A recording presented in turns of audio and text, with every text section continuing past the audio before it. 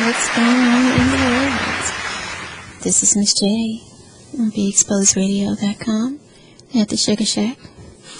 I am here today, bless you,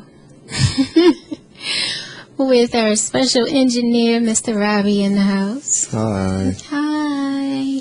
I got my skateboard today. Oh, we're going to start the conversation off. Woohoo! Congratulations. You didn't let me see it before we even came in. Oh, hold on. Well, before I came in, since I just came in, so. Let me go grab it. Hold on. Yes, please. Share. In the meantime, hello, Shackers. How are you today? We have a great show lined up for everyone. Yes, we do. Super excited. And you know, I wanted to start the conversation off today before we get into, oh man, that's hot. That's really nice. How long does it take to make one? On average. Waiting for him to come back, ladies and gentlemen. How long does it take to make one? I don't know. Oh. See, these are the things you need to start asking, because I'm pretty sure that's not going to be your only board. So that was custom, or that was just board? It was brought like that. The one where you like kind of put it together yourself, those are a little bit more expensive. That one was $111. So, but it was a good investment. It's a cruiser. So, explain the difference to our listeners who. Well, a regular skateboard, like a street skateboard, is mainly for doing like tricks and stuff. And the skateboard I have, a cruiser, you can't really do tricks on it, and it's really just for cruising. So that's really the difference. Push kick.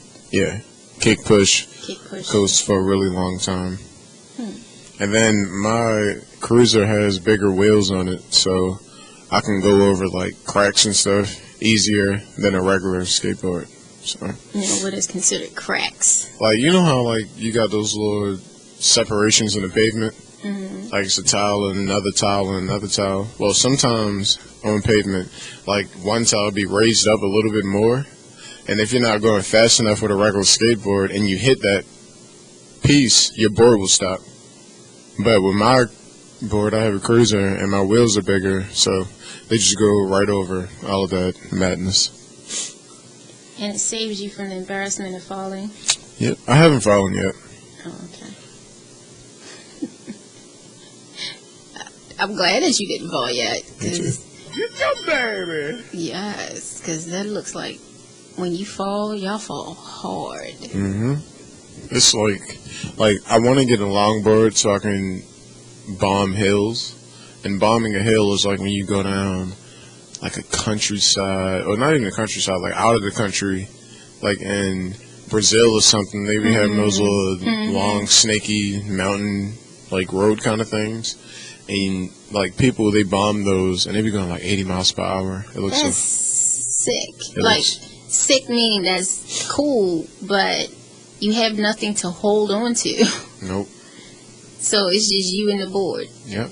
And your expertise. And if you're going really, really fast and your foot is kind of misplaced, you'll get something called speed wobbles. And you'll like your board will start to do this. And if you're going 80 miles per hour, that's not what you want to be doing. I wouldn't want to go 80 miles an hour with just me and the board and the ground. But I must give it to skateboarders. Y'all take a licking and keep on ticking and get right back on the boards like nothing happened. Yeah. That's dedication. Yep. So. You see this guy right here? He didn't eat his Wheaties. Oh, is it TV? Yeah, I see it. Yeah, he didn't have his Wheaties. Oh, that board is nice. High speed downhill longboard. See, this guy, he's like insane. Because he's about to go longboarding with no helmet, no elbow pads, nothing. Just him, the road, the board, 80 miles per hour. So who clocks it? How do you know it's 80? Well, most of the time, I don't know. Because like most of the time they get followed by a car. Okay. And how fast the car is going? Yeah. You don't know. So you say just. Yeah, that's one. It's a little terrifying because you see the car is pulled over to the side to give him room to do this. Yeah.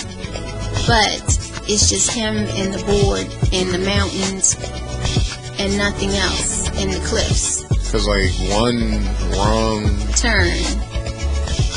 Yeah. So how if he's going that fast, how can he stop? Is it using the back? No, that's another thing. When you're on a longboard and you need to stop, you got to have these special gloves, and the gloves come with like a little like kind of hockey puck thing on it, and you got to like grab the board and like if you're going this way, you gotta turn it sideways and then put the puck on the ground, and it'll slow you down because you don't stop with your legs. So I don't know. This guy's just crazy. Yeah. He's very radical. Yeah. This is insane looking at this, ladies and gentlemen. If you want to take a look at it, go on YouTube to Extreme Longboarding Downhill and you'll look under High Speed Downhill Longboarding featuring the song Burning, Use the Rain by Orbiter 500. But I don't know, it's just, I'll do this. I would. But I wear like the proper protection.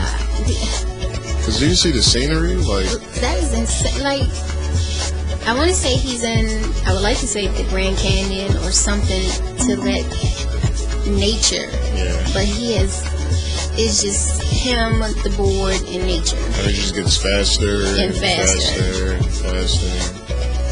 And he's just going non-stop.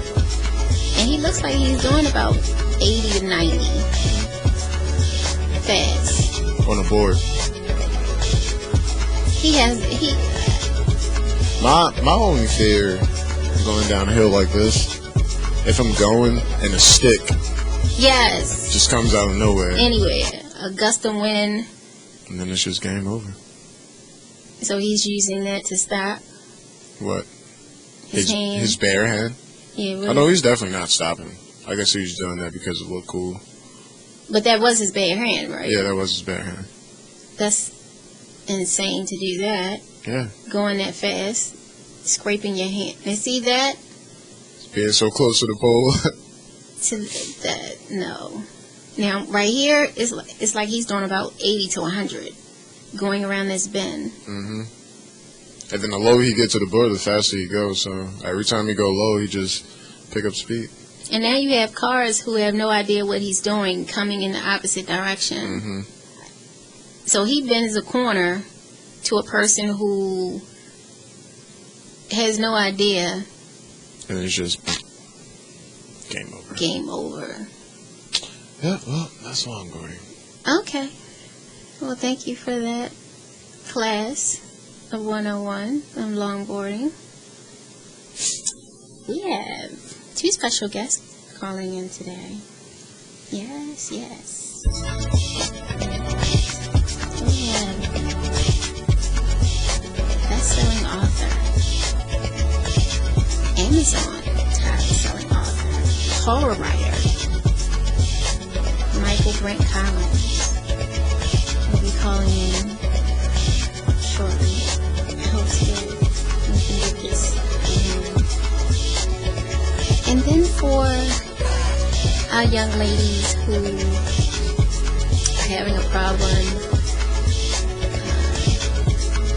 trying to have a baby, we have Fran Meadows calling. She's an in vitro specialist. And I deal with this on a daily basis, the in vitro patients, so I understand the highs and the lows because I see it on a daily basis. So they'll be joining us here at the Sugar Show today.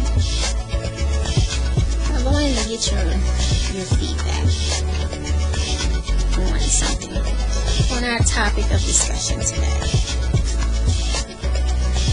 Adults still controlled by their parents. For the first 18 or so years of your life, your parents' job was to teach, provide, and guide, often giving unsolicited advice or overriding your choices in life, which I can say I've done that. Then comes the day when you're grown and on your own, and your parents can't seem to loosen the grip, allowing you to be independent as an adult. There are many adults who feel that their parents don't know their place and overstep their boundaries, going as far as picking the right man or woman as your mate, telling you how to raise your children, and even getting you too involved in your relationship or marriage. So tonight we're going to talk about controlling parents who won't butt out of their adult children's lives. Pretty hot, right? Yeah, I'm so glad I didn't have to deal with any of that. I mean, I think it also depends on the gender of your child. Like, Really? yeah, I think parents are more naturally protective of a daughter than they would be of a son. I would like to say that, but if a parent is controlling, they're controlling. True. It doesn't matter if. And I have one of each, so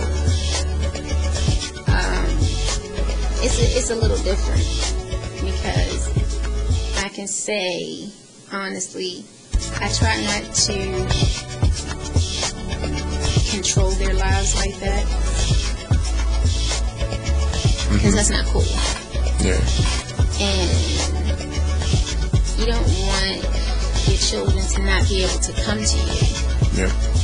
And when you start to be controlling and in their lives on a daily basis, like, they're still a child. You gotta talk into your mic. I'm sorry. Always talking to the side of the mic. So you're talking to them and treating them as though they're still a minor in your home. Mm-hmm. They're grown with kids of their own, a husband or a wife. But if you don't step up to tell the parent, I'm grown, let me find my way, what's going to happen? What's going to happen is meddlesome. Parents living at your house. You're living at their house.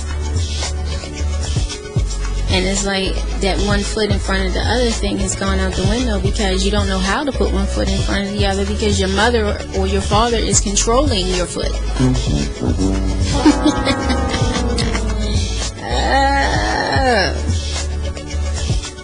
That ain't good.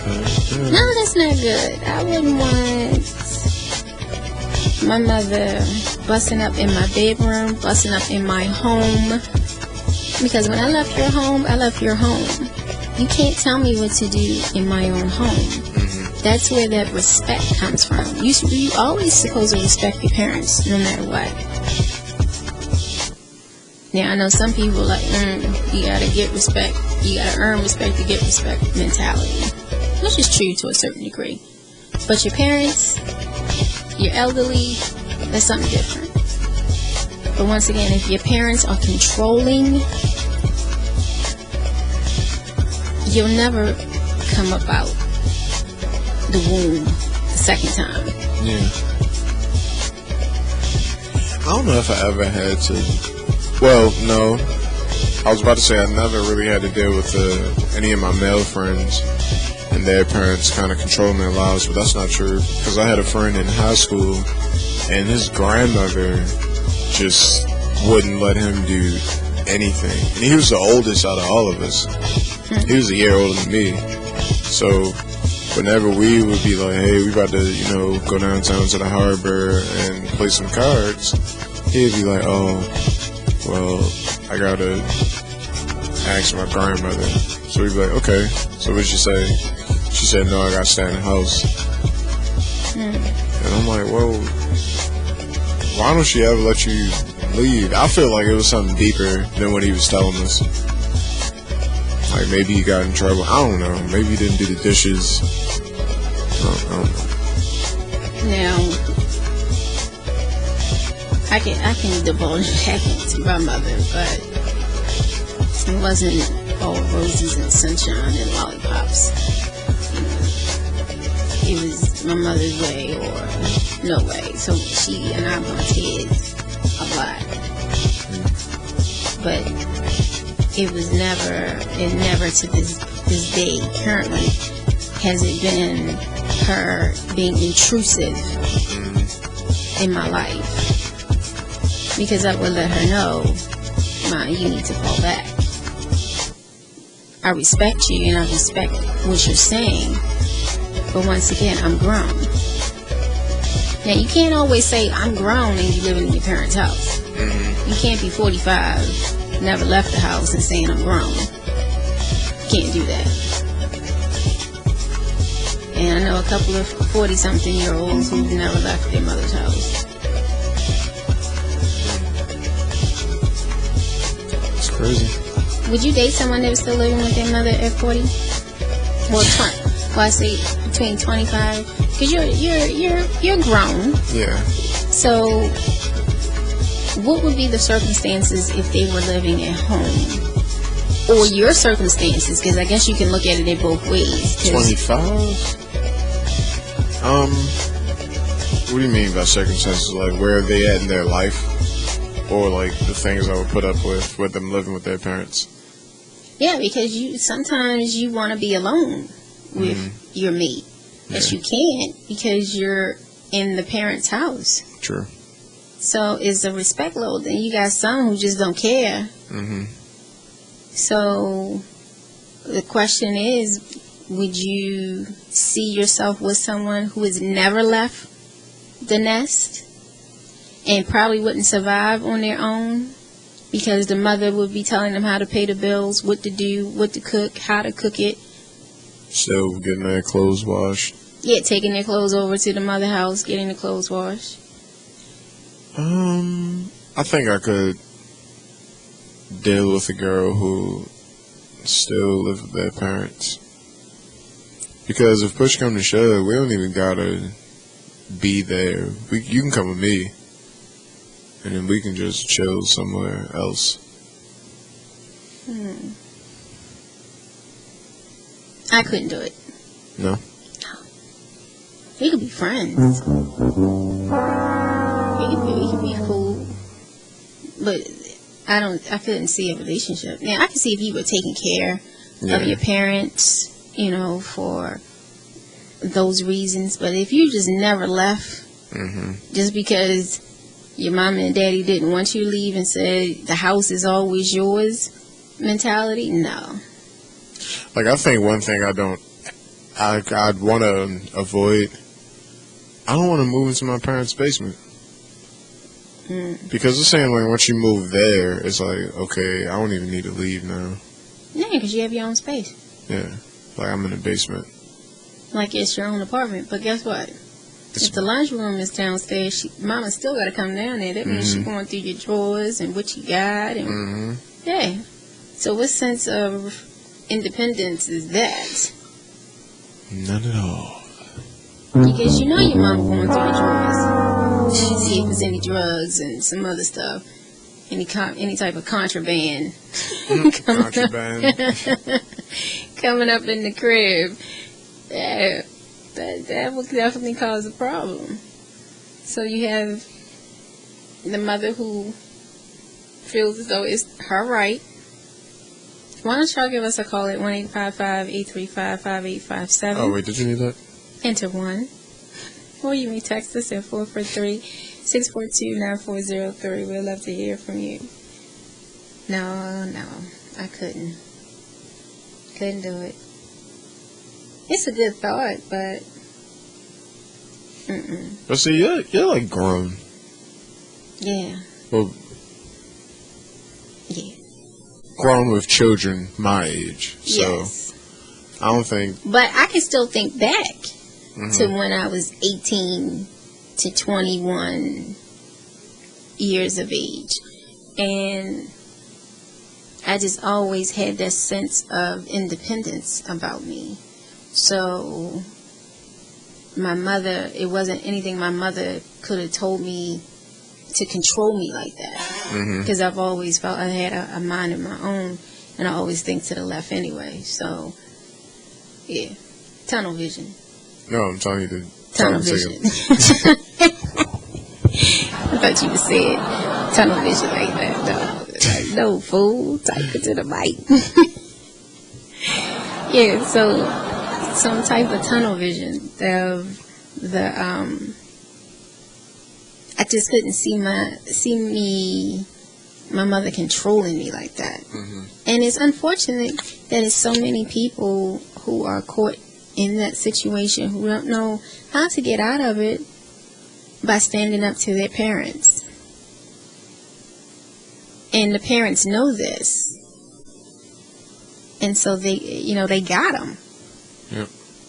So now you bring in a kid in there, you bring in a girlfriend in there, and normally parents don't like nobody. And a mother definitely doesn't like another female, especially for a son.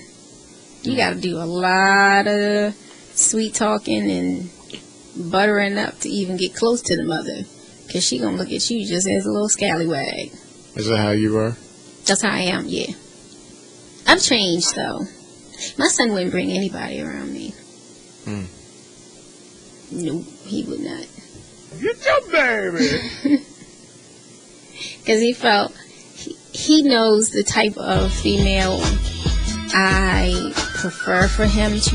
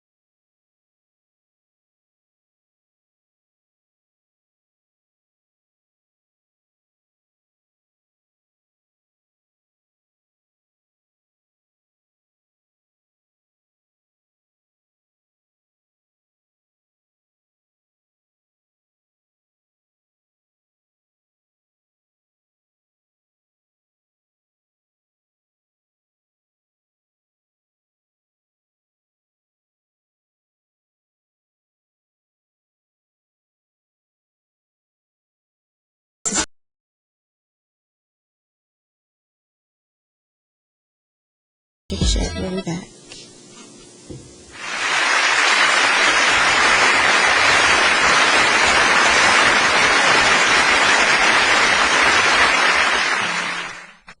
I'm LeVar Burton, and I'm proud to be a book person. How do I choose a book? Sometimes it's the cover, sometimes it's the title. I guess I'm pretty visual. If a book's really impressing me and the writing is really good, I will peek and see what the last paragraph is, because the endings of books should rock you. I am a book person, and if you're a book person too, read to a child and spark a lifetime of ambition. Join me at bookpeopleunite.org, because reading is fundamental. A public service announcement brought to you by Reading is Fundamental, Library of Congress, and the Ad Council.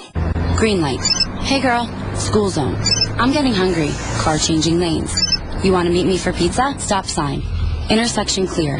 Yeah, street. Pizza sounds good. Ballin Street? Girlin Street! It's hard to concentrate on two things at once, like texting and driving. Stop the text, stop the wrecks. How will you stop texting and driving? Tell us at stoptextstopwrecks.org. Brought to you by the National Highway Traffic Safety Administration and the Ad Council. Hey, this is your girl, Miss J. And Ms. Versatile. We are the host of At the Sugar Shack, Monday through Friday from 5 to 7 p.m., where we provide a platform for adult conversations for real women, real men, and real questions on BeExposedRadio.com. You are listening to BeExposedRadio.com, the station with all the hits and the Talk Lately show weeknights at 7 p.m. So, Jacqueline. Yes, Mom? I wanted to talk to you about something, and... Oh, wait, hold on. I just got a text. Oh, there's another one. Wow. Busy me. So, anyway... Oh, wait, Mom. I just got a message. My friends keep commenting on my comment. Oh, there's another one. So many comments on my comment. Oh, I can't wait to watch TV tonight. Playoffs! Hey, guys, check out my new video game. Pew, pew. Wait, Mom, what? Huh? What? Hold What'd you say? Wait a second, what? This weekend, unplug. Take your family to the forest. There's nothing in the world like experiencing nature firsthand.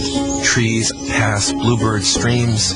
Getting closer to nature can get you closer to your family. To find the forest nearest you, go to discovertheforest.org. Brought to you by the U.S. Forest Service and the Ad Council.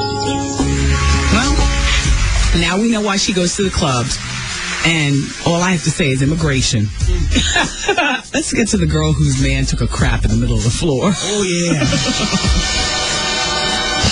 Dear Wendy, I'm young, vibrant, dark brown, single, 30. I'm a woman with no children. I recently began dating this guy that I dated in college 8 years ago. It was one of those things where back then we were mentally two different places, and it never really jumped off into a relationship, but we remained good friends. So, Jacqueline. Yes, Mom? I wanted to talk to you about something, and... Oh, wait, hold on. I just got a text. Oh, there's another one. Wow. Busy me. So, anyway... Oh, wait, Mom. I just got a message. My friends keep commenting on my comment. Oh, there's another one. So many comments on my comment. Oh, I can't wait to watch TV tonight. Playoffs! Hey, guys, check out my new video game. Pew, pew. Wait, Mom, what? Huh? What? Hold What'd you say? Wait a second, what? This weekend, unplug. Take your family to the forest. There's nothing in the world like experiencing nature firsthand. Trees, paths, bluebirds, streams. Getting closer to nature can get you closer to your family. To find the forest nearest you, go to discovertheforest.org.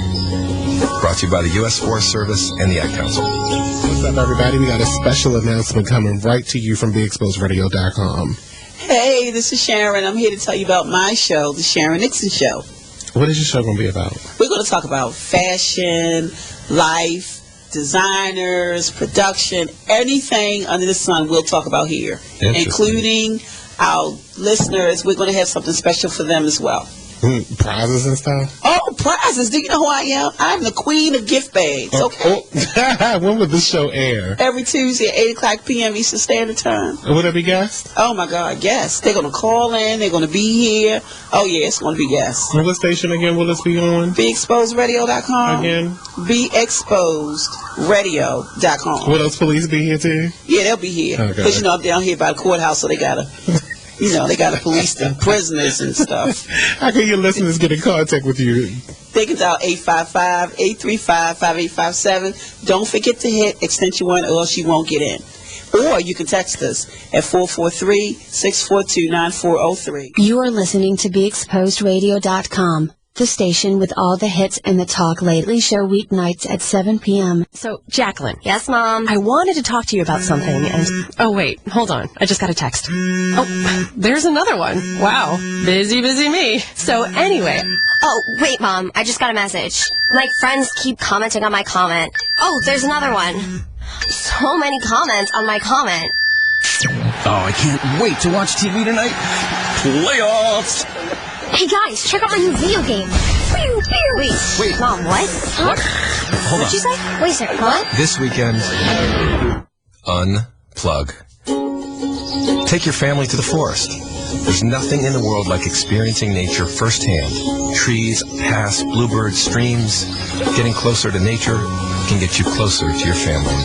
To find the forest nearest you, go to discovertheforest.org. Brought to you by the U.S. Forest Service and the Ad Council.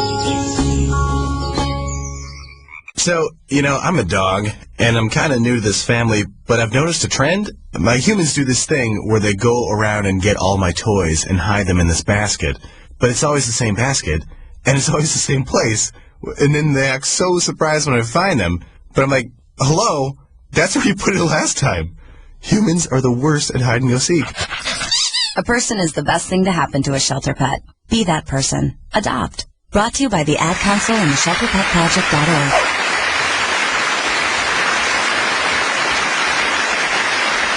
Hey, we're back. We're back. This is Miss J.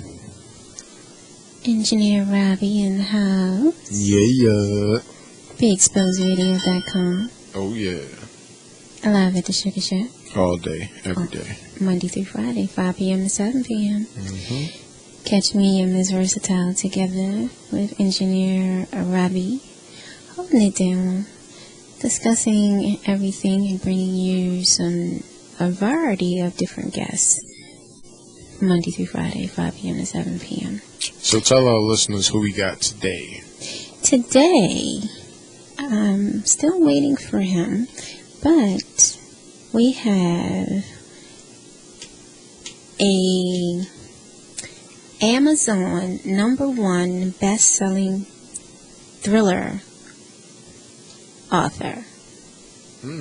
Cool. Yes. He has an abundance of books that he's written. And films also. It feels so good to be #1 at anything. Exactly. And of course, a lot of my authors that are calling in are #1 on Amazon. So I do want to find out the secret to that, because pretty much all my authors have been #1 on Amazon. So I'm blessed on that part. So I have to find out what the big secret is. That's because you're #1. Oh, well, thank you very much. If I'm #1, you're #1. Yay. So, can't do the show without you. Of course, Talk Lately, Mr. Monty also.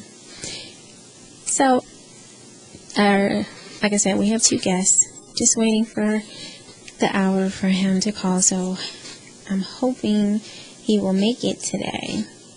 If not, we will get him another day. But at the 6 o'clock hour, we have in vitro specialist Fran Meadows calling for those young ladies, as I said earlier, who cannot conceive, and that whole life of trying to procreate and bring a child in the world that some of us as parents, we take for granted. And you have ones who cannot. And it's expensive to do. So we're going to talk about that. But did you see the news about the young man who wanted to fly around the world, but he passed away? His plane crashed? Dang. Yeah, pretty sad. His plane crashed. They found his body, but didn't find his dad. Yeah, pretty sad about that. But we have wonderful topics for our shackers. Trusting your journey, living your life in fear or love. It's pretty simple. There are two driving forces in life in which we live each day. You either live your life in fear or with love. There will be times you are afraid, but even then you can make decisions based on the courage of not living your life in fear. A life in love is powerful and allows you to know you can handle any situation, work through things with compassion, and find your greater good in the journey of self-peace. So everyone wants to have that journey of self-peace. Have you found that living your life in fear or love has been beneficial to you? Or how are you pretty much seeing your life? Is it through fear of a non-committed relationship with someone that is the other end who doesn't want to commit, or you don't want to commit, or the fact that it's love out there and you want to experience with that special one? Relationships. Well, I'm in a happy relationship right now, so I guess my only fear... Do I have any fears in this relationship? Well, my only fear is just, I guess, breaking her heart. Even though I wouldn't do anything to break her heart, but I don't know what could happen, you know? So it's just, I guess it's more like the fear of the unknown. So with her knowing who you are, that she can rock with you, basically. But the thing is, people shouldn't put expectations on other people, because you'll get disappointed. Everybody can't live up to the expectations of another person. So if you put 150% of expectations on this one person, that's a lot to live up to. With flaws and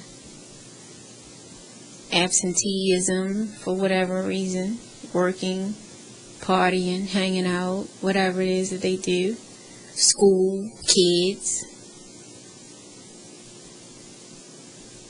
But I think if you go into the relationship saying how you feel, whether you're afraid of the unknown, because some people are afraid of the unknown.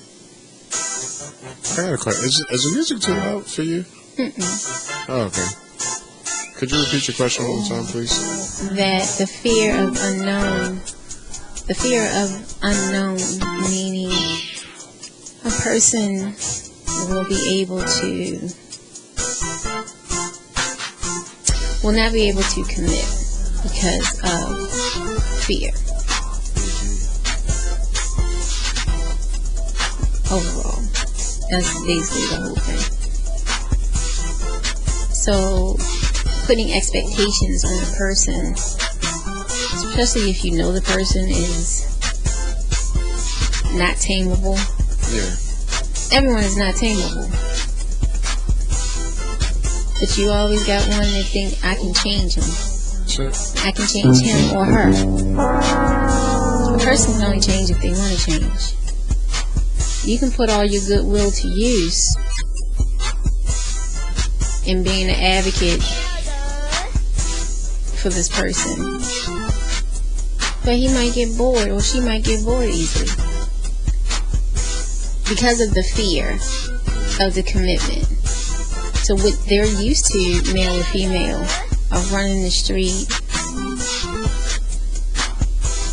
not being in a relationship, and then all of a sudden, boom, they're in a relationship, and they don't know how to cope. They're so used to being so selfish. I do what I want to, when I want to, I want my time. And then in a relationship, it's like, oh, well, I can't I can't talk to you anymore. Because of selfishness. We can't pillow talk anymore. But then they're like, wait a minute. I like pillow talking.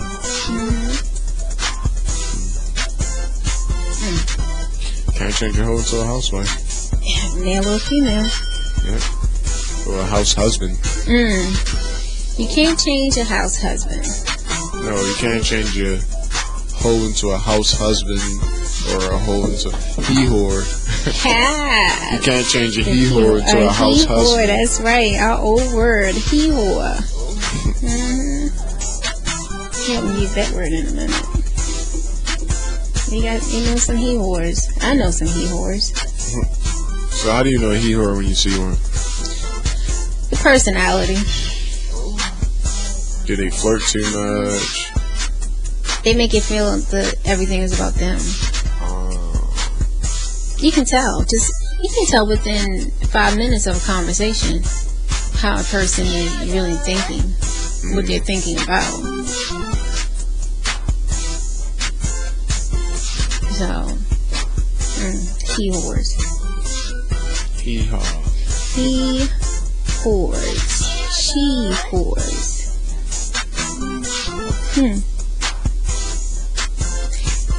Let me give you the definition.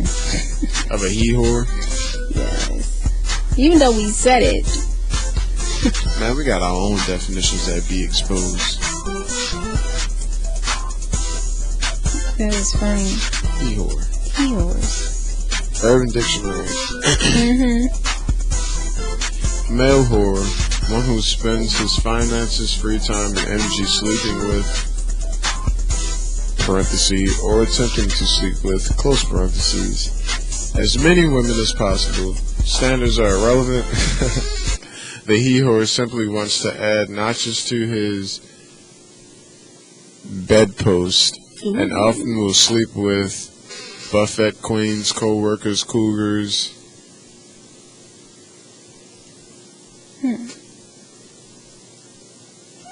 Sourstitutes? You know what a sourstitute is? A socialitude? Sourstitute. No. I am a sourstitute. I am better than you, and I know it. Okay. You can find me on campus in the SUV my daddy bought me. Oh. Rocking my Chanel son. Oh, okay. Oh, a sourstitute. Like a prostitute of a sorority? I don't know. So, he whores just like having sex with everything with a hole. And 2 legs. Yeah. That's sad. That's the sad part, that you have women and men, like I said, men are just as guilty as women, as in that lack of fear and commitment and versus being in love. Because love is a beautiful thing. Just finding the right person is the key. Yep. I think it's sad that he whores even exist. Like, it's really just people out there who just want to have sex with as many females as they can before they just leave this life. I think that's sad. That's a sad goal. A sad goal to have in life. Because when you do that, you're basically selling yourself short. As though something to brag about. I think it's more about the notches on the bed, how many people. Yeah. Like, when I was growing up, I never understood why dudes would be like, yeah, man, I had sex with like 15 girls and I'm only 15. Like, what? I mean, I guess that's something to be proud of. I don't know. Why not get in a relationship? See how long you can hold a relationship. Can you hold a relationship for 15 months? No. Because you get bored easily. Because you're not running. The question is, what are you running to? So, like,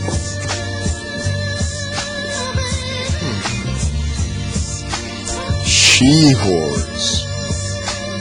So do you think women have it worse than men when it comes to a sexual image? No? You think men got it worse than women? Really? Yeah, because a woman knows how to turn it off and walk away. Be like, I'm done.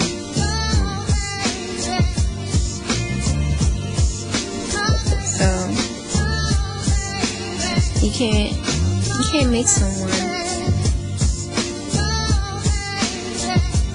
be, I'm not going to say a God-fearing relationship. And hold on.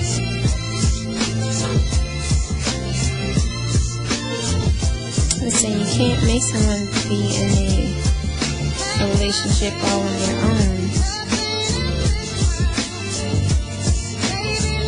It's not going to work. So we would love to hear from everyone. Please give us a call. 1-855-835-5857.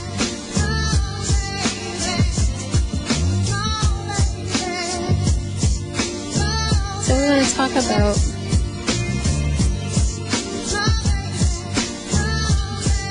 that.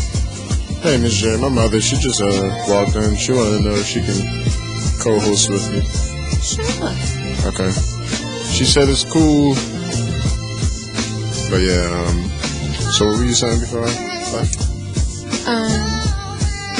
Basically about people who are afraid of their commitment. Yeah.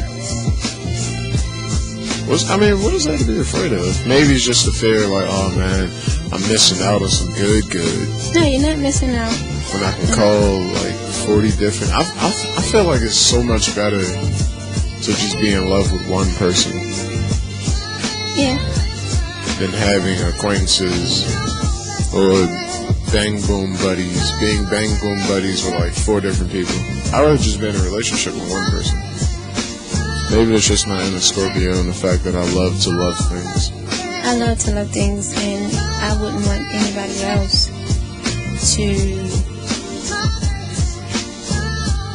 mess up anything that I had going on. Meaning, I'm a one-woman man. I don't need 2 or 3, 4. But you're a one-woman man. One man, woman. You know what I meant. One woman man. Yeah, one-woman man. You're a one-woman man. You know what I'm saying. You know what I'm saying. You know what I'm saying? You know what I'm saying. One man, woman. One man, woman. It sounds better as I'm a one-woman man. but then you just say it like, yeah, it don't sound right. So okay. You're a man. Yeah. I'm a one-woman man. I'm a woman, yeah. You're a one-woman man too. Yeah.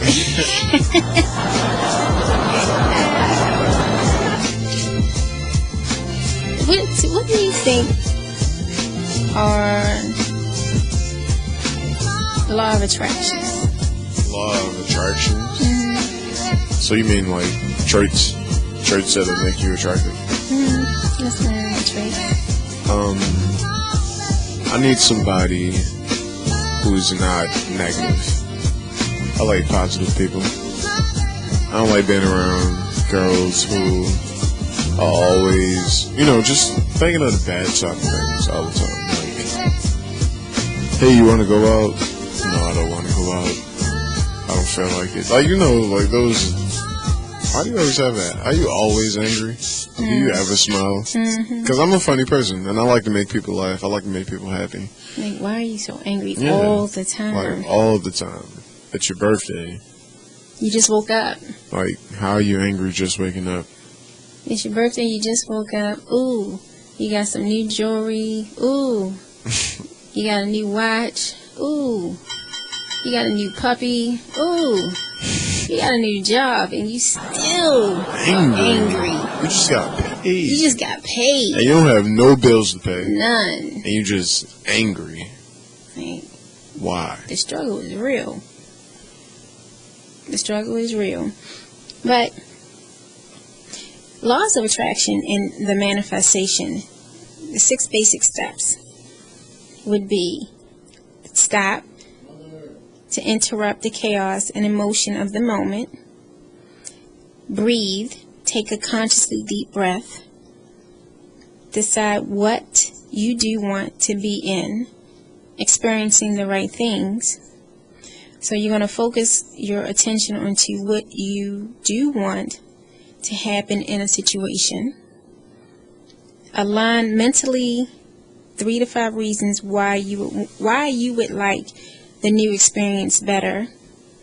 Identifying the why you will want a new experience adds clarity and depth and positive emotional energy to an intention. 5 is to attract. Think as a new scenario for the current situation that would be really nice if it worked its way out. Take a moment to dream a little and imagine a new version of the current situation, but with it all working in your favor. Notice much better you will have as a memory mentally when you imagine it the way it should be. Allow to begin the release resistance by shifting your focus onto other subjects that are working. The real key to law of attraction and manifestation is letting go of an attention to what it is you're doing. That's not to give attention to the problem and focus on only what is working. Make it your only goal to find things to appreciate that are in your life now. You agree? Yep. That's cool. Miss Fran Meadows will be coming up shortly. Can't wait for that. Cool. Actually, let me write this down. For some reason, my phone. What are you attracted to? I'm attracted to. Do you like those muscle neck guys? No. You like skinny guys? I like a nice athletic guy. You think you'll be into skateboarders? I might.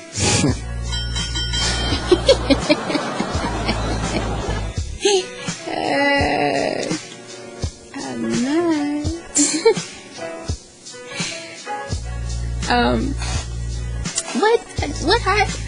What attracts me is intelligence. Mm-hmm. I have to have good conversation. It can't be. What you doing? I'm not doing nothing. I'm not doing nothing. Okay. No, I'm not doing anything. What are you doing? Nothing. Nothing. What you do today? Nothing. Sat in the house, went to work. Okay. How was that? Cool. Cool.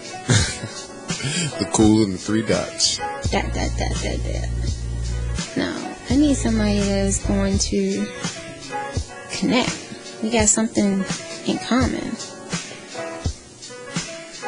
I like having intellectual conversations with people. Once again, what are you doing? Nothing. What do you want to do? Nothing. Chill. Where do you like to go? It don't matter. Those just dead end responses like, okay. I'm running out of icebreaker questions. Yeah. And it's like, okay. So what do we got in common, actually? I don't know. What do you think? See, I would have to cut it off. Yep. Easily. Because you're boring me. Yeah, and I get bored very easily. Very, very, very, very easily. And I don't like to get bored. So, I need someone that will be able to stimulate me. Stimulate the mind.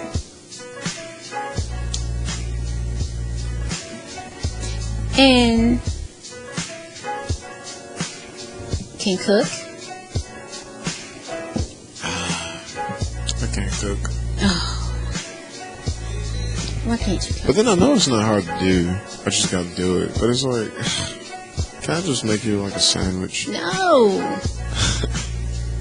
With some french fries and a hamburger. Mm-mm. So what kind of food you like? Me? You like full course, straight out of the TGI Fridays. Sounds good. I kind of want some TGI Fridays. That Jack Daniel's sauce is to die for. I like Fridays, but I couldn't eat it all the time. Mm-mm. Yep, it's almost Two, time. it's high blood pressure. It's almost time for our break. And it's almost time for our break. So this is Miss J. And this is Engineer Robbie.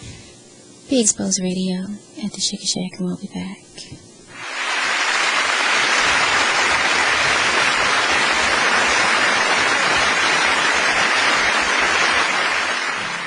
So, I'm a dog, and I'm kind of new to this family, but I've noticed a trend. My humans do this thing where they go around and get all my toys and hide them in this basket, but it's always the same basket, and it's always the same place, and then they act so surprised when I find them, but I'm like, hello, that's where you put it last time. Humans are the worst at hide and go seek.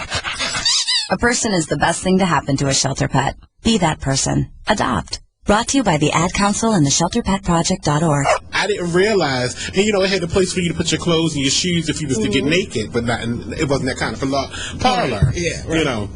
With the Chinese people with the little fingers and stuff. It wasn't that kind with the happy endings. But it was so good. I laid down on the table. He didn't even tell me that he was getting ready to turn this machine on that was going to... I fell asleep. It was like 3 minutes in, I was gone. And it was only for 10 minutes. Wow. But I was gone 3 minutes. I was like, and it massaged, not only did it do the part where I was injured, but it did all the way up to the top of my skull, like right there in the middle. That's why I was gone. It was like giving me the neck treatment. It was like a passion mark. But, it was really good. It felt wonderful. It was wonderful. Passion marks hurt. I know, it was hurt so good. You be trying to enjoy it, like, stop the blood. Am I bleeding? Oh, yeah. Ooh. That's enough. Keep going. It was one of those. It was really, really fun, though. I enjoyed it so much. I mean it. I can't wait till tomorrow. Tomorrow I just might get naked without them asking me.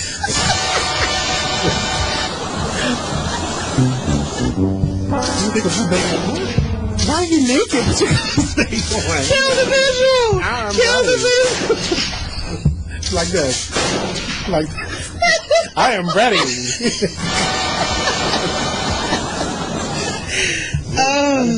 Get your baby. Thank you. I'm gonna have a baby. You are listening to BeExposedRadio.com, the station with all the hits and the Talk Lately show weeknights at 7 p.m. You are now listening to BeExposedRadio.com. Hi, I'm LeVar Burton, and I'm proud to be a book person. How do I choose a book? Sometimes it's the cover, sometimes it's the title. I guess I'm pretty visual. If a book's really impressing me and the writing is really good, I will peek and see what the last paragraph is, because the endings of books should rock you. I am a book person, and if you're a book person too, read to a child and spark a lifetime of ambition. Join me at bookpeopleunite.org, because reading is fundamental. A public service announcement brought to you by Reading is Fundamental, Library of Congress, and the Ad Council. Join the club that gives you stuff. Hey, thanks! Radio Loyalty. Here's how it works. Just click on the Radio Loyalty banner right now and sign up. Then, you keep on listening like you already do. But now you earn points. Those points add up, and you can trade them in for stuff in the Radio Loyalty store. Earn more points by sharing your station with friends on Facebook and Twitter, answering surveys, and by using the apps in the New Players App Store. Pretty simple, right? Radio Loyalty. Click that banner to join now. So it's time for a flashback. This harlot-sized ensemble will make you the envy of your Trampus posse on your fraudulent wedding day. I cannot. And as an added bonus, the dress gives you the entitlement to... Can we talk about Miss Versatile's boobs real quick? What? Because they are fitting in this room. I always talk about her cowbell. Oh my gosh! I'm like trying to pay attention to the story, but I'm like, You know what? I'm not even gonna say nothing no matter. I want to, but anyway. We have to do a cowbell because that's what I call her and my daughter. Your man loves those cowbells. Yes, he does. Because I was just how much did he sell this dress for? I'm sorry, ma'am. I wasn't looking at your face. You have to disclose that to her every time you're in a conversation with her. Jeez. I'm sorry. I'm not. No, you have to. I'm on. sorry. Okay. Okay, now Stop it. All right, let's stop objectifying Miss Versatile. Thank you. We'll do it after the break. Do it during the break so listeners can't hear. What fun would that be? Exactly. The cowbells. Take us to a break, Mommy, please. Nope, it's 40 seconds left. Sorry, I gotta do my job. I'm waist training, so the waist training that I have on pushes pushes it really high. I thought it was kind of, give them. I mean, they are kind of on the voluptuous side, yes. But the waist trainer is really giving you bosom. It's giving you life. It's giving you bosom. It's giving you. Oh my goodness. We need to find a different word. Buxom, cowbells. And you're listening to At the Sugar Shack Radio on BeExposedRadio.com. We'll be right back. Thank you.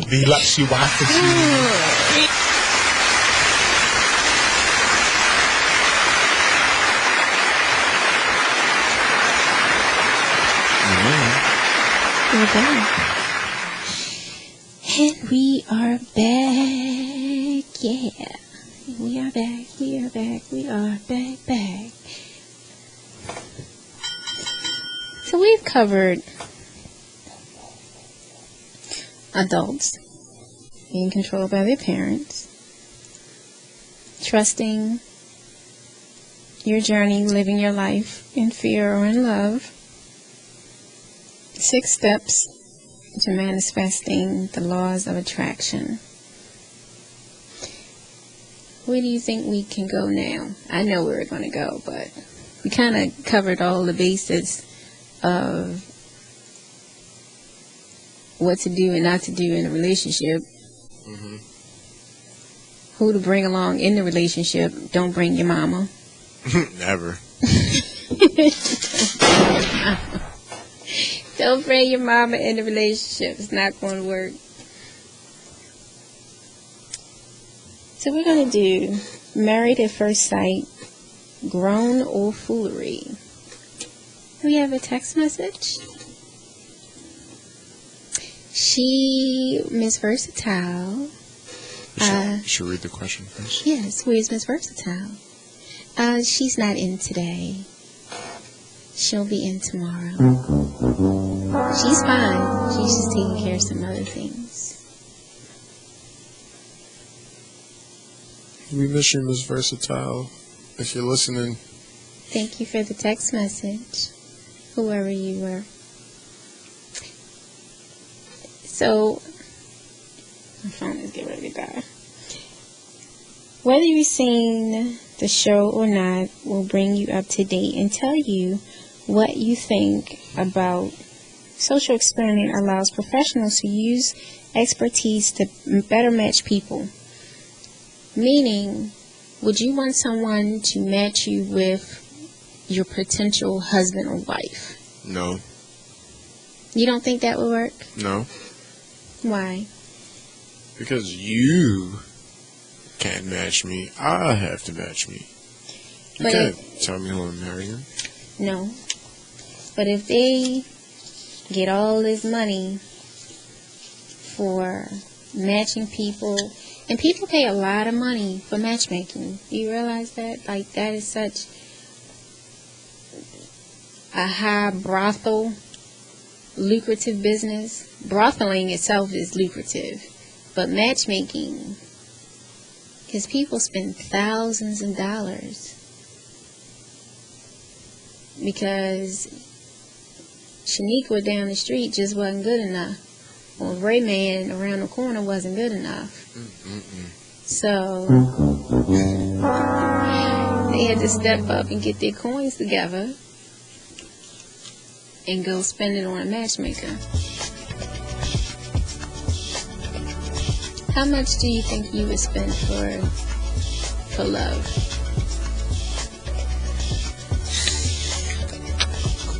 I wouldn't spend money for love.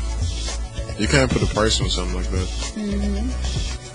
But what if y'all were dating, of course, and she wanted to go to the movie every Friday? No. I'm not even the type of person where I like to go to the movies all the time. Like, why I go to my whole thing is, why I go to the movies? Right? Well, we could be spending that time getting to know each other more. Because basically y'all can talk in a movie theater.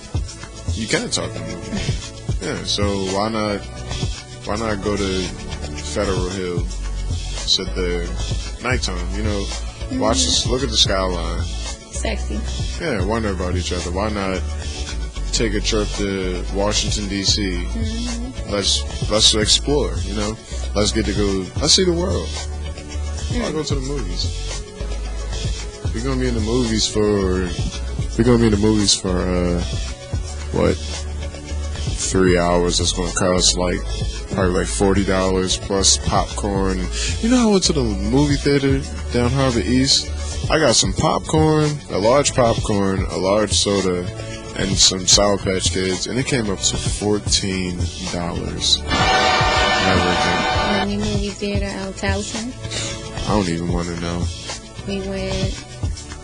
I thought it was regular price, but we wound up going to the budget one. I thought the time after a certain time, but yeah, we still got time here when you want to go to the movies. Just be there by, I guess by 4. We were there like 1:30 though. The next one didn't start till 2:45 or something. Okay. And that's a good movie theater. That one right there. That, hopefully they don't run it down. You're like. Hopefully they don't run it down. I'm sorry. Maybe when I leave, I need to. So this is going to be the universal signal for into your mic. All right. Okay. Because we don't have any airplanes, so we're not landing anything. So that's good. Or there's no tunnel vision. Yeah. Yeah, but I'm not the type of person, I don't like to spend time at the mall. That's stupid. Spending time at the mall? Yeah, let's go to the mall. I mean, maybe that's not stupid. But just going to the movies, I think that's dumb.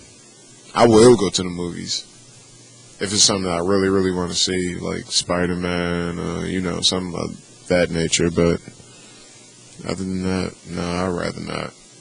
I'd rather us go out of the state and do something cool. You found a lot of them that want to go out? Yeah. I mean, I don't got a problem with going out. I just got a problem with spending unnecessary money. I think that's what it really is. Yeah. I think spending money on a date, I think an average date, including the concession stand food, the movie tickets, the gas, you can spend $100 easily. Mm-hmm. That's why I've been sitting here thinking, how much would a date actually cost? Probably depends on where you're going. Mm-hmm. Just the movie theater alone is not going to be no less than $40. Because you got to either get there early for the matinee show. I think matinee stops. I think the movie actually stops about 3.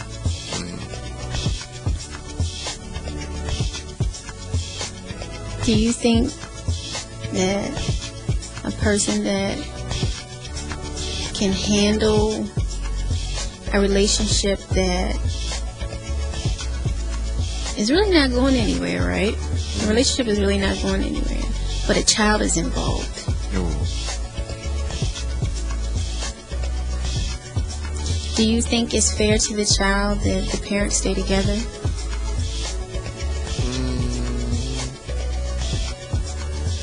That they stay together? Mm-hmm. So, mommy, daddy, Mm-hmm. child comes into the picture. Mm-hmm. Mommy and daddy don't want to be together anymore. Mm-hmm. Is it fair to the child that they separate or that they stay together? Separate.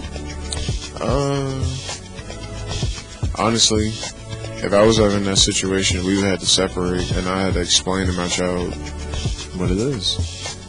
When my child gets older, be like, yeah, you know, me and mother, we didn't really see eye to eye, but we're both still here. That's one of the key points I make sure my child understands, that we're not going anywhere. Mm-hmm. We're not together, but we're both still in your life. Like, if you need me, I'm here. Exactly. So, to answer your question, is it fair to the child? No, No? it's not fair. The child always suffers in the end. That's the sad part. I was in a situation like that, but I don't know. When I was younger, it really didn't affect me. Honestly, I don't see how kids really get affected. Like, oh, mommy, daddy, don't get divorced. Like, that's still there. It is bad, and I don't know. Are you in that situation? Did you get divorced? No, I've never been married. Oh. Can you give her a call? Okay.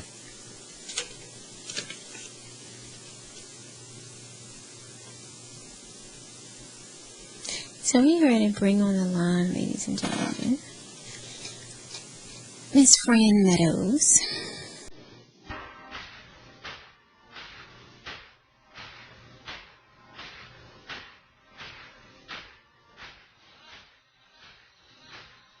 So please bear with us.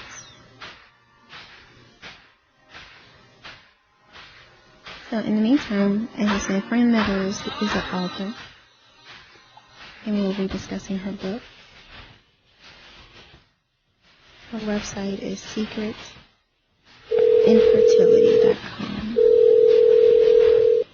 She's ringing. She's ringing.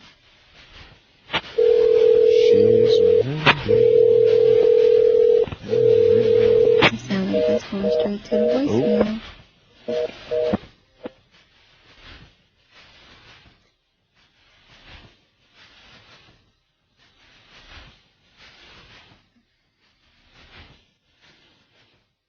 Maybe you should try shooting her a text, letting her know that we're going to hit her up. This is the home phone. No. I can give it a couple minutes. Okay. Could you be with a woman that could not conceive? Do you think that's a little selfish on your part, that you don't want to? So, did I know this, like, straight out of the gate? Mm-hmm. Y'all are cool. Y'all been together for a minute. I don't know. Because that's one of those things, like, I want to have children. Mm-hmm. And I don't want to adopt. And you can't have children, so what are we going to do? I don't know. I mean, no, I don't think I could do it. I'm pretty sure a woman who cannot conceive for whatever reason, she's already going through turmoil. Mm-hmm. Because every woman wants to give birth. Yeah. Every man wants to have a child. Mm-hmm. I should say 90 to 95% of men want to have an offspring. The woman, some women who, believe it or not, they're a little older in the range of where I'm at, I'm finding more of them coming to have work done. Not facial work, but work to be able to have a kid. But then you're like in your 40s, and they always say when you get into your late 40s, it's kind of dangerous for you to have kids. Yeah, that's true. Doesn't it increase the risk of your child having a birth deficiency? Mm-hmm.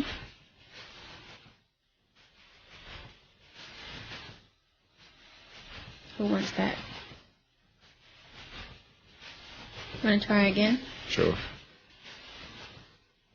Same number, right? Mm-hmm. Okay. My phone just died, so.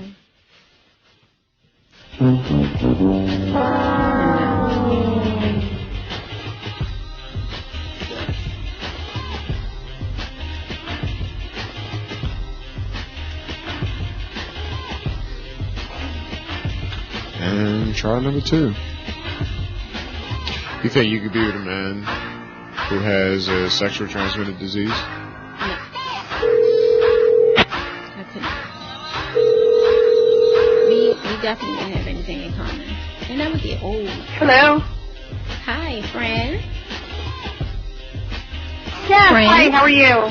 Hi, this is Miss J. On the air live. Hi, how are you? I'm great. I have my engineer Robbie on the phone with us, and our listeners are listening in. Hi, Robbie. Hi. So, thank you for joining us. Sorry for the mix-up on the last occasion that we were. Oh, not a problem, not a problem. So I have been speaking on you and talking about you since we first got on the air. So, ladies and gentlemen, I would like to introduce Miss Fran Meadows, the author of The Truth Behind the Secret Infertility.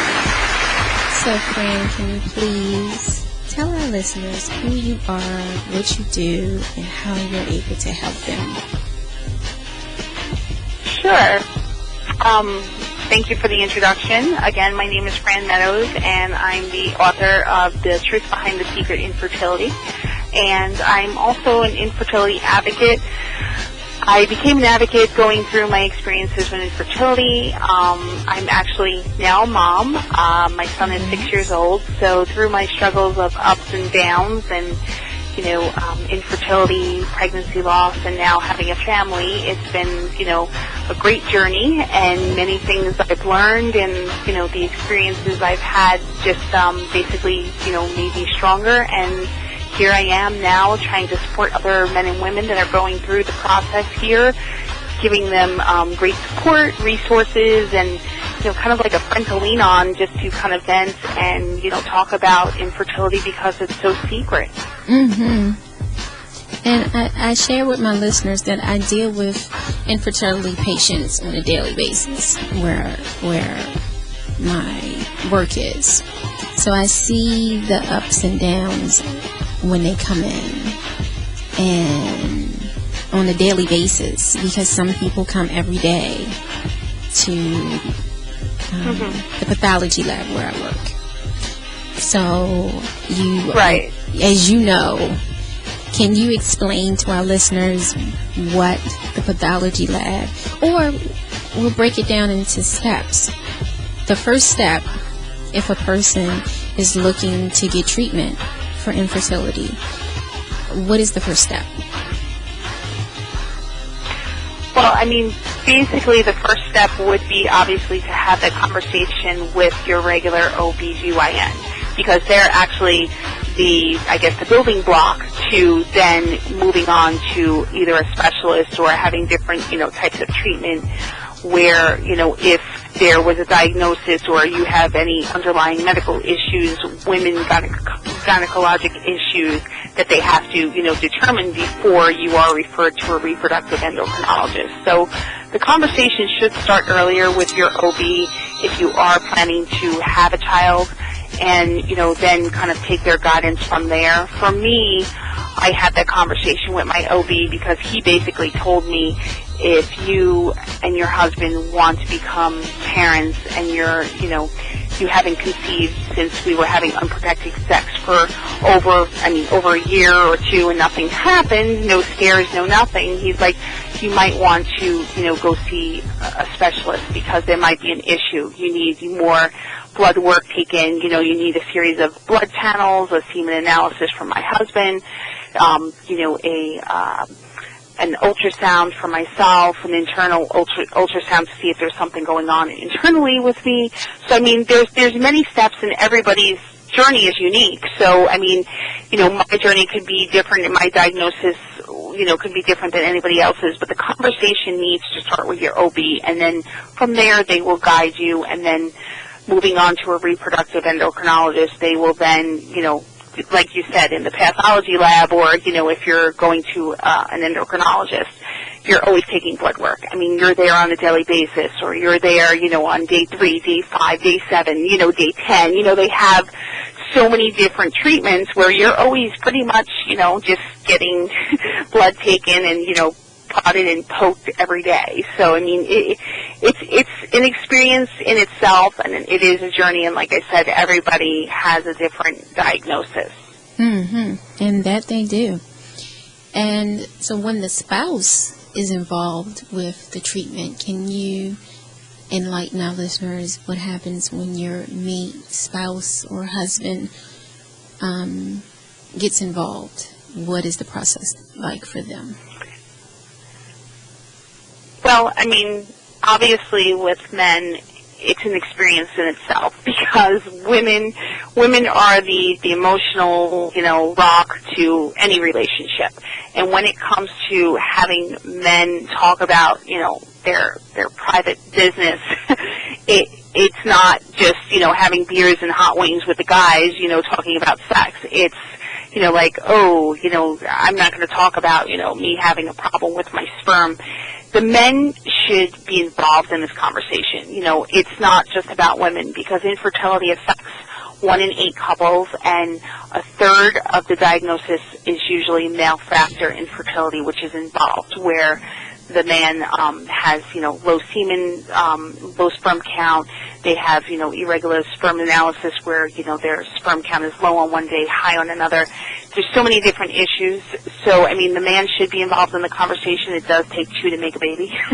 And, when they start getting involved, I think they need extra support, because the woman is always kind of, ready, gung-ho, okay, I've been to an OB before, I know everything's not private anymore. Men, on the other hand, when you tell them you have to go and, go and sit in a room and, do your thing and come out with a semen analysis, it's like, a semen specimen, it's like, oh goodness, I don't know if this is what we need to do. They can't, so, the man should be involved in the conversation, because, like I said, it's something that needs to be a little more open. And as a couple, speaking about it, it's a little different than, I guess, going in and telling a doctor, or having a doctor tell the man that there's a problem with his swimmers, or, there may be an issue where they have to do extra treatment for him. So, being the expert, and I do know a little something, but not as much as you, for a person to walk into a doctor's office, or however they're going to pay, is usually under who insurance? The woman, because she's the one seeking out, or would it fall under the man? Well, with insurance and infertility treatments, it's kind of like a very gray area, because when I went for treatment, I was one of the lucky ones. I was covered under insurance, and, when my husband did have, blood tests and, semen analysis, that all actually went under the family plan that we had, because it was husband and wife, so it was kind of like a couple plan, or, I guess that's what they call it, because I know, like, when you have a dependent on your plan. So basically it goes under, the plan that you have, and when my husband was, getting testing, it just kind of went under our plan. But with insurance for infertility, there's only 15 states that mandate treatment for people that are diagnosed with infertility, and it could go by whether they're going to just cover the diagnosis or they are going to cover certain treatments. you know, it all depends on, I guess, the state that you live in and different, you know, insurance plans. And most people do pay out of pocket for their treatment. So, friend, we have to take a short break, but we're going to come back and finish this topic of conversation. Sure. All right. This is Miss J. And Engineer Ravi. Be Exposed Radio with our guest author, Fran Meadows, and we'll be back.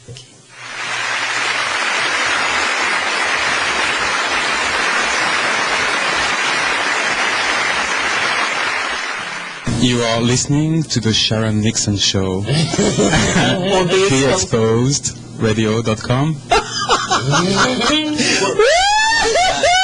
International, y'all! Do you have troubled skin, acne?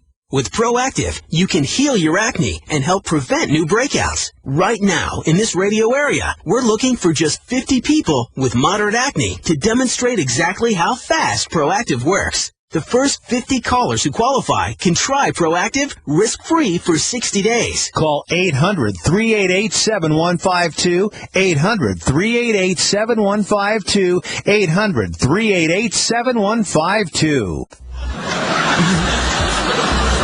I can't believe that McDonald's, this suit has been given the thumbs up for the go-ahead. Did you see this in the newspaper today? Federal Court of Appeals said yesterday that two heavy, overweight teenagers have the okay to jumpstart their stalled lawsuit against McDonald's.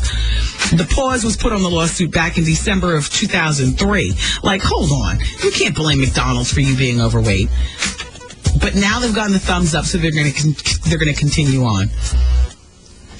Jocelyn Bradley is 19, and she's from Brooklyn. She weighs 270 pounds, and she's 5'6". And Ashley Pelham is from the Bronx. She's 14, and she's 4'10", and weighs 140 pounds. It says in the newspaper, the tubby teens claim they ate at Mickey D's 3 to 5 times a week for years. Where was their mother? That's their mother's problem. You know what I'm saying? She was at home pumping them full of grape soda and barbecue potato chips.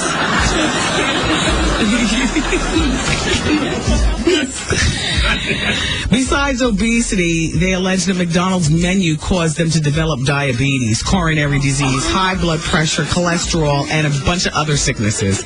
I am sick having to convey this. How dare these girls? Plus, the chain was charged with failing to adequately disclose that it uses certain additives, and the manner of its food processing rendered certain of the foods substantially less healthy than how they were represented.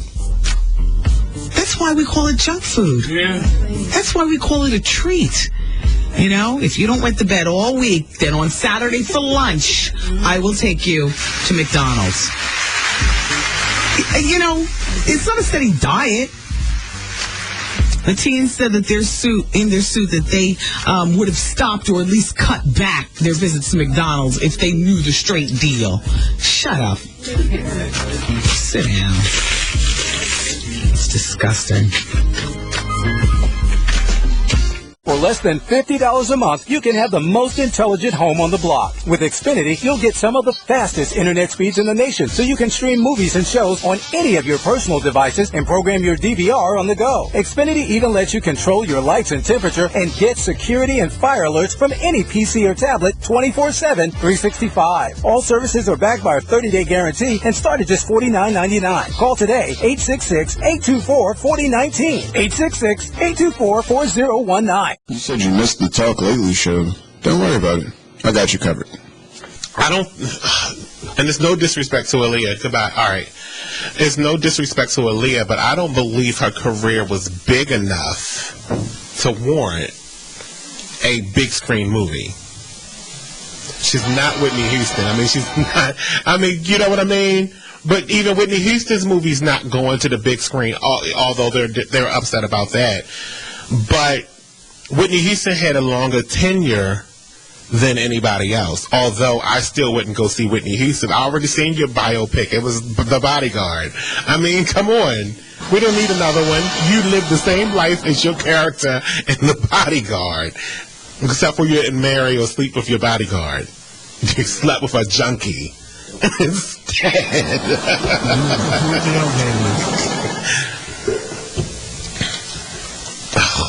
Damn, I should have said that. Rest in peace, Whitney. But you did let a junkie turn you out. I'm just speaking the truth, and if that's not in the biopic, we're going to have a problem. Thank you. The junkie turned her out. And then tried to come back and say, I did not turn her into a junkie. She was already one. Which one is it? If I need the truth, and nobody's going to give you the truth. You know that Aunt is not going to give you the truth. Her brother's wife, her manager.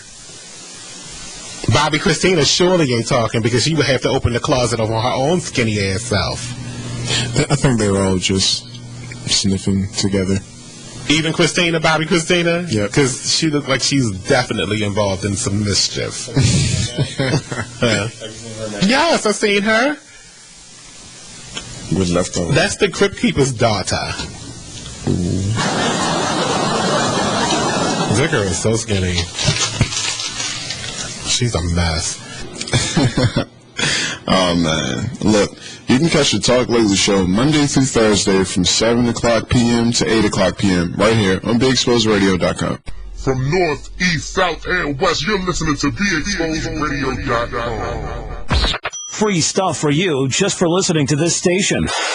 Yo, we got your attention? Here's how it works. You click on the radio loyalty banner right now and sign up. Then you keep on listening like you already do. But now you earn points. Those points add up, and you can trade them in for cool stuff in the radio loyalty store. Earn more points by sharing your station with friends on Facebook and Twitter, answering surveys, and by using the apps in the New Players App Store. Pretty simple. Free stuff just for doing what you already do. Radio loyalty. Click the banner to join now.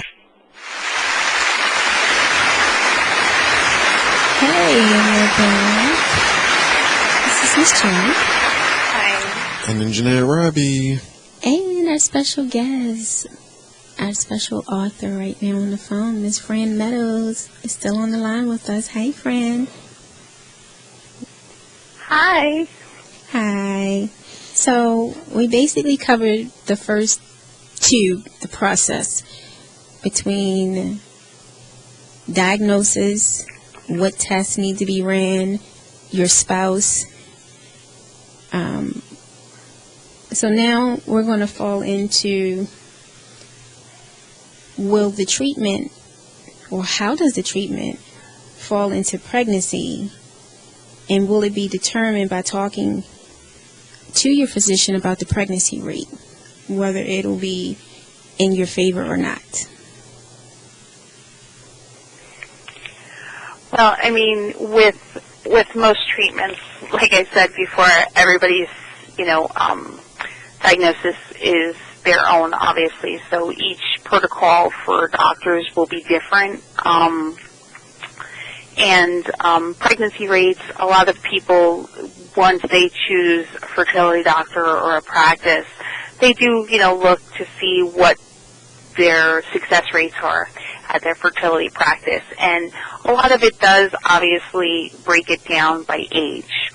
And obviously under 35 years of age, they say it's a better time frame. I mean, your egg quality is better. I mean, even with the man, your sperm quality is better. And anything over 35 and then 40 plus goes into a different category of success rates.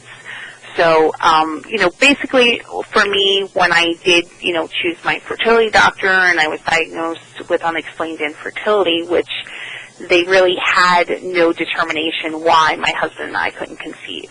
And that's why it was called unexplained infertility. So, for me, going through all those tests and then they're not even saying, on paper, we all, we look good. Like, what's the issue? So, it's very hard to say, what the success rate would be depending upon the person, the age, your risk factors, if somebody's a smoker, there's so many different factors out there that could determine the success rate.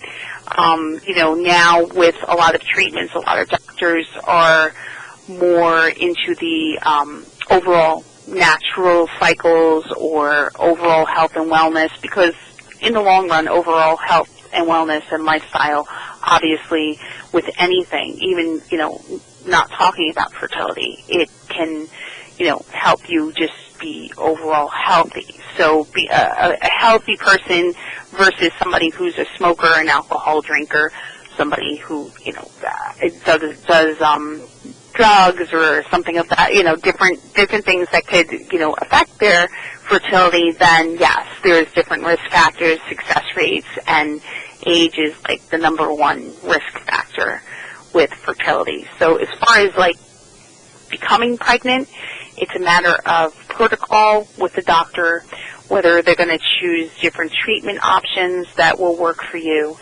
If there's any underlying medical conditions that could prevent you carrying a pregnancy. So I mean, I can't really say that there's one thing in that question that you asked. It's kind of very broad. So I got a question. How did you? So when you found out that you couldn't, that you had like a birth deficiency, how did you take the news? Or like, did you have to have like a one-on-one with your husband or your boyfriend or whatever? How did you handle that? It was difficult. I mean, being told that, we don't know what's wrong with you, but, we can't determine the factor why you and your husband can't conceive because, your testings, everything looks okay. They found out certain issues. It was kind of like, okay, now what? Like, it was like kind of like a numb feeling, like a blank. My husband at the time, he was, present when, this appointment occurred, and then you had to, like, make another consult appointment. There's a lot of emotions involved because, it's just kind of like so many ups and downs, and it's like you're being beat down every time you go to the doctor because it's like, okay, they don't know what's wrong with me. There's obviously an issue. They found out that I had like hypothyroid, so my thyroid needed to be maintained, so now I'm on medication for my thyroid to be maintained. They found out other like issues. I had cervical polyps, so there's many different things that they found, but it wasn't something that they could say, this is causing the problem, this is why you can't get pregnant. So, it's like I said, it's an emotional roller coaster, and for men, they react a little bit differently, like with different news. I mean, it upset my husband, but I think me, being the woman and knowing that, we want to become pregnant and I'm going to be the one to carry the pregnancy, it's kind of like I became that, like, okay, we got to do this, this, and this, okay, and it went into, like, these treatments, these cycles of being timed and having timed sex and, bringing in semen analysis. It just became like this crazy loop. Yeah, so I know that has to be really, really tough dealing with something like that. So do you have any advice for anybody out there who could be going through the same thing that you've been through?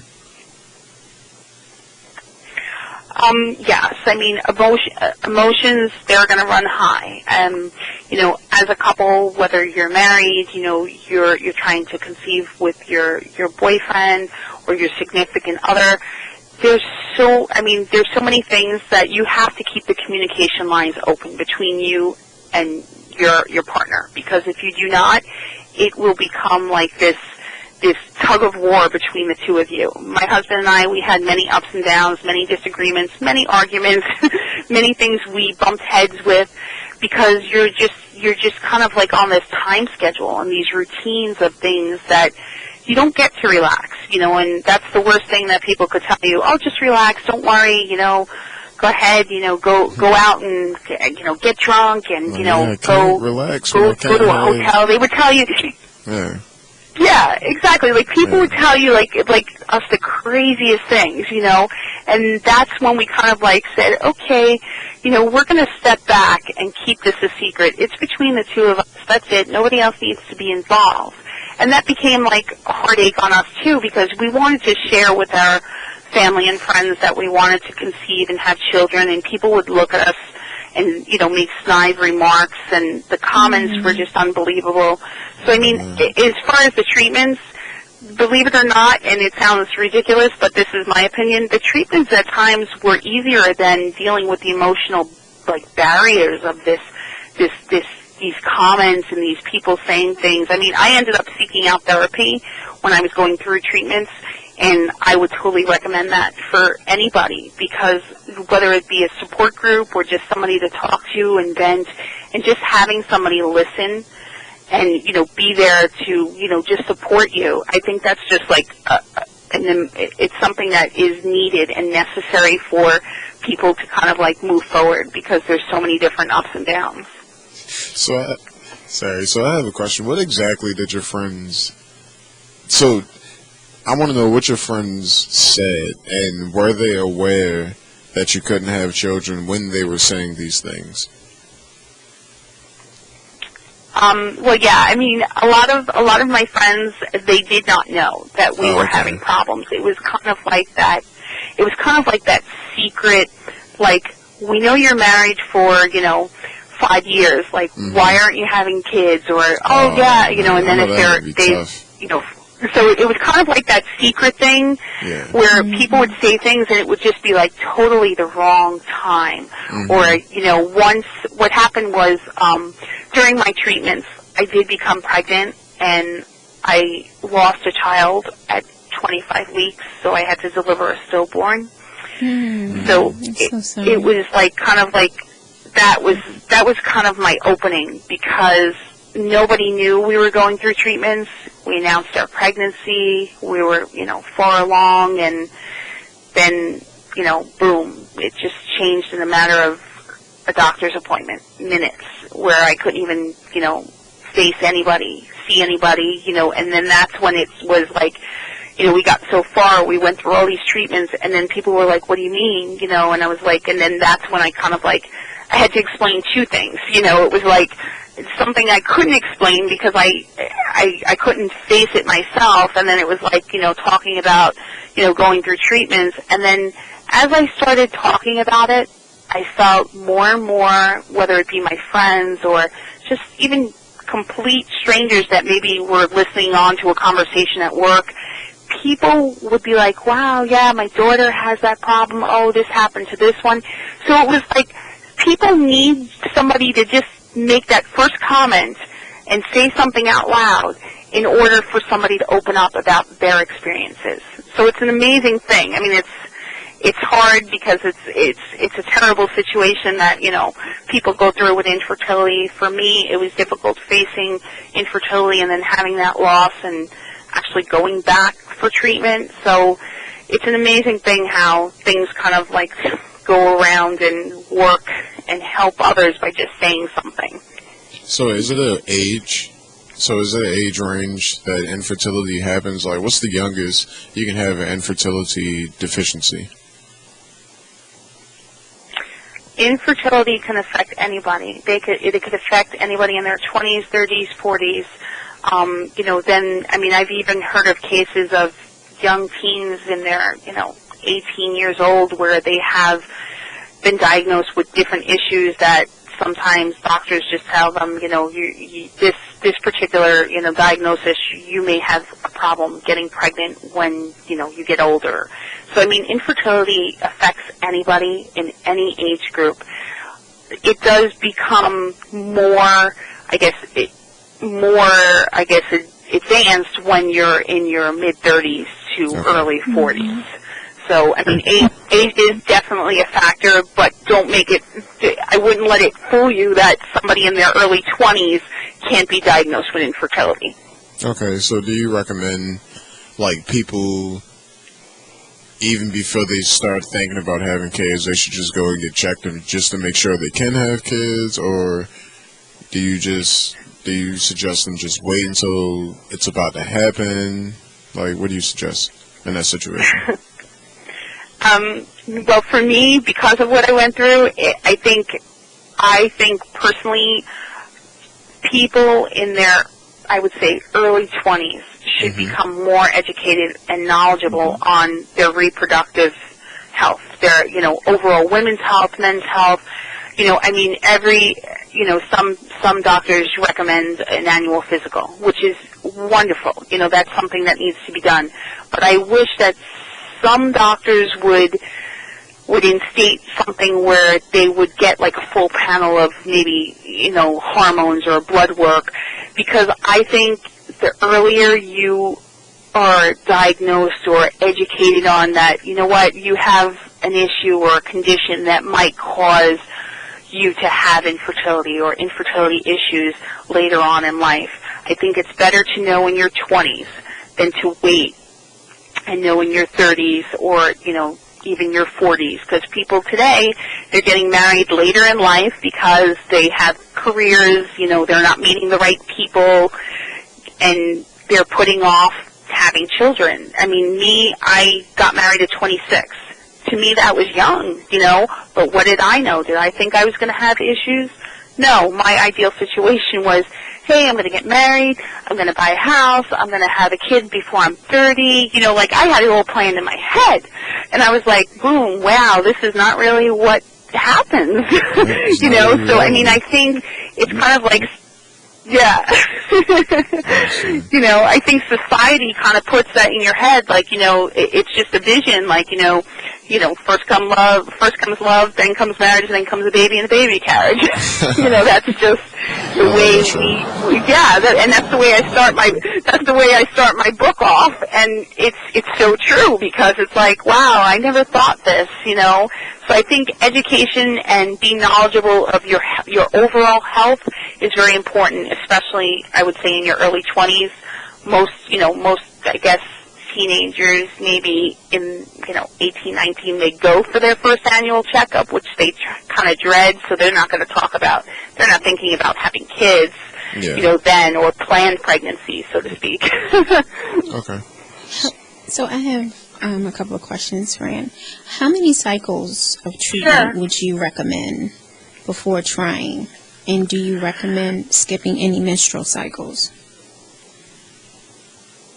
Meaning, when you're saying how many cycles would I recommend, meaning cycles, natural cycles, just having intercourse, or how many trying to become pregnant, or cycles of treatment would you recommend before trying any other option? And do you recommend skipping any menstrual cycles between treatment cycles?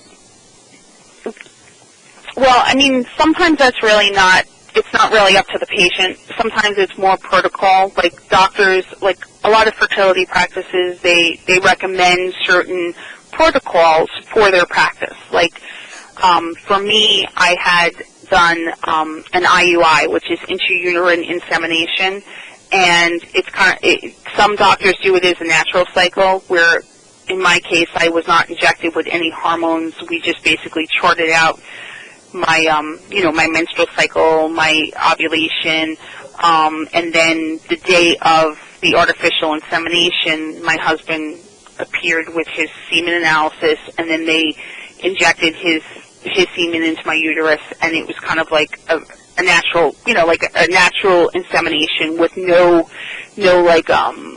hormones or shots. So they kind of like judge it out that way, and I think that's when they start to know your cycle. So I did 3 cycles of IUI, and I had no success. And then that was when we had the conversation, okay, are we going to move on to IVF, which is in vitro fertilization, which does, you have to do injectables and inject yourself with hormones and take, medications, and, you're kind of like, stimulating yourself so you could create more eggs for an egg retrieval. So as far as protocol and like how many cycles I would recommend, I can't really say what I would recommend because everybody's situation is different. They say that when you're diagnosed with infertility, if you're under 35 and you try for over a year, you should definitely get checked. And if you're over 35 and you've been trying for more than 6 months, they say you should get checked. So, I mean, it's kind of, it goes by your age, obviously. They base it on your age, and then, it's a matter of diagnosis. I mean, for me, I wouldn't recommend overdoing it with cycles, and not many people have the financial means to do that anyway. So, and Yeah, so I mean, it matters on a lot of things. I mean, financial means, how much money you have that you can actually shell out to pay for out-of-pocket cycles. For me, I had insurance, but my insurance capped me at, I think it was 3 IUIs, and then it had, I think I was 3 IVFs per lifetime. So it kind of limits you, you know, to what you can and cannot do. So, I mean, like I said, it's based on pretty much everybody, and each cycle that I had to have 1 month where I skipped. So if I had a cycle of IUI and it was a failure or it was canceled, I would have to wait a full month for my menstrual cycle to come back, and then I would have to go back the month later. So my doctor recommended that every month you have a month in between. That's a good way of looking at it, exactly. So, with the lifestyle modifications that may help the condition, it may not help the condition, will it increase any chances of a female getting pregnant? Because there's a lot of different lifestyle I mean, it's... Oh, wait, she got disconnected. Oh, man. Oh. I'm going to call her back. Hold on. Okay.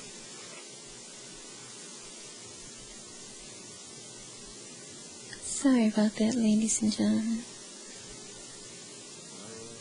But unfortunately, we're going to wrap the show up shortly. I'm going to try to get her. Okay.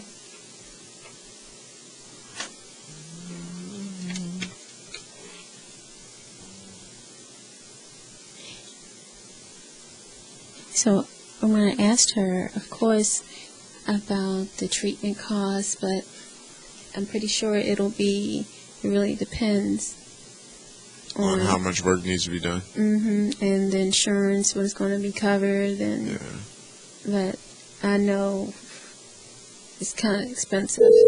Yeah, it's like your insides being fixed. Not including your mate, to include him in the process.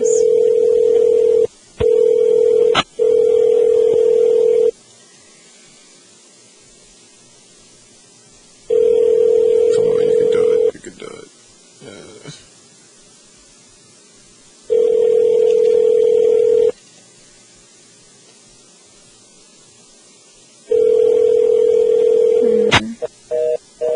Oh, man. Well, we'll be able to bring Fran back because I do want to finish up this conversation with her. We had a good show today. Yeah. It was pretty interesting, right? Yeah. I'm glad you asked all those questions. I'm really proud of you on that. Yay! Yeah. You know, I was doing my job. You were. So, Miss Versatile, she'll be with us tomorrow. Will you be with us tomorrow?